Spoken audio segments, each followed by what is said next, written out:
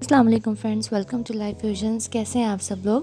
آج ہم بنانے جا رہے ہیں بہت ہی مزے کے کرسپی سے آلو پالک کے پکوڑے۔ تو ادھر کر دیجئے میرے چینل کو سبسکرائب، ساتھ والے بیل آئیکن کو پریس کر دیجئے۔ بسم اللہ الرحمن الرحیم۔ سب سے پہلے لیں گے ہم 4 سے 5 عدد درمیانے سائز کے آلو اور 3 لیں گے ہم چھوٹے سائز کے پیاز۔ ایک چاپر لیں گے، اس میں آلو اور پیاز کٹ کر کے ڈال دیں گے۔ آپ چاہیں تو اس کو باریک باریک چھری سے بھی کاٹ سکتے ہیں۔ چاپر سے آپ کے لیے آسانی ہو جائے گی، جلدی تیار ہو جائیں گے۔ آج لاہور میں جو ویدر ہے بہت ہی زیادہ پلیزنٹ رینی ویدر ہے، تو میں نے سوچا کیوں نہ پکوڑے بنائے جائیں اور اپنے ویورز کے ساتھ شیئر کر دیے جائیں۔ تو یہاں یہ دیکھیں میں نے چیزیں چاپ کر لی ہیں۔ ساتھ ہی ڈالیں گے ہم 1 کپ کے برابر پالک سے ہمارے پکوڑے زیادہ مزے کے بنتے ہیں۔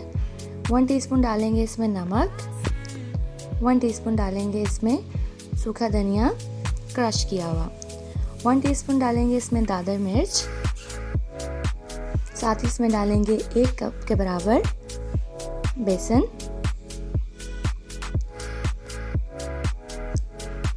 ایک چٹکی ڈالیں گے میٹھا سوڈا۔ اس سے کیا ہوتا ہے، آپ کے جو پکوڑے ہیں وہ بہت ہی زیادہ کرسپی بنتے ہیں اوپر سے اور اندر سے نرم بنتے ہیں۔ اس کی کوانٹٹی صرف 1 چٹکی ہونی چاہیے، اس سے زیادہ نہیں ہونی چاہیے۔ پھر اس کو چمچ سے اچھی طرح مکس کر لیں گے۔ بیٹر ہے کہ آپ اس کو ہاتھ سے گوندیں تاکہ جو آپ کا مٹیریل ہے وہ اچھے سے مکس ہو جائے، اور ہاتھ سے گوندنے سے مٹیریل نرم بنتا ہے۔ یہ دیکھیں ہلکے سے پانی کے استعمال سے میں نے مٹیریل سارا گوندھ لیا، مکس کر لیا۔ یہ دیکھیں پکوڑوں کے بیٹر بہت زیادہ رنی بھی نہیں ہونا چاہیے اور بہت زیادہ تھک بھی نہیں ہونا چاہیے۔ تو چلیں پکوڑے فرائی کرتے ہیں۔ ایک پین میں لیں گے ہم آئل نہ زیادہ ٹھنڈا ہو نہ زیادہ گرم۔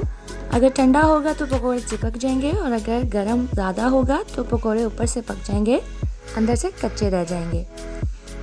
2 سے 3 منٹ کے بعد اس کی سائڈ پلٹ لیں گے تاکہ پکوڑوں کا دونوں طرف سے اچھا سا کلر آ جائے۔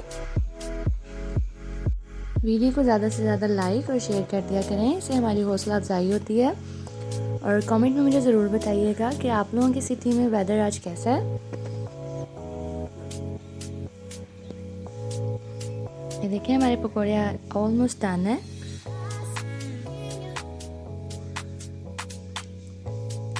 دو سے 3 منٹ کے بعد ہم اس کو ڈش آؤٹ کر لیں گے۔ اوپر سے یہ انتہائی کرسپی اور اندر سے اتنے ہی سافٹ بنے ہیں۔ امید کرتی ہوں آپ کو آج کی ریسیپی پسند آئی ہوگی۔